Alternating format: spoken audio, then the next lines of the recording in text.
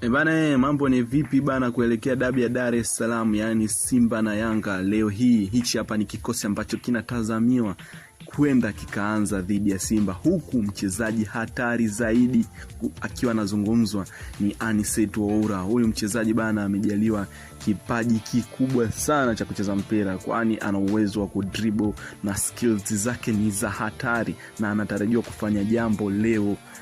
Bila kumsahau mchezaji mwingine bana ni Loemba, bonge moja la mchezaji, ambapo naye leo hii anatarajiwa kufanya makubwa ndani ya uwanja. Loemba amekuwa na uwezo wa kupiga pasi, kupiga mipira mirefu, pia pamoja vile vile na kukaba. Loemba leo anaonekana pia atakuwa mmoja wa wachezaji mwiba sana. Ni upi utabiri wako kuelekea mechi hii kali na ya kusisimua?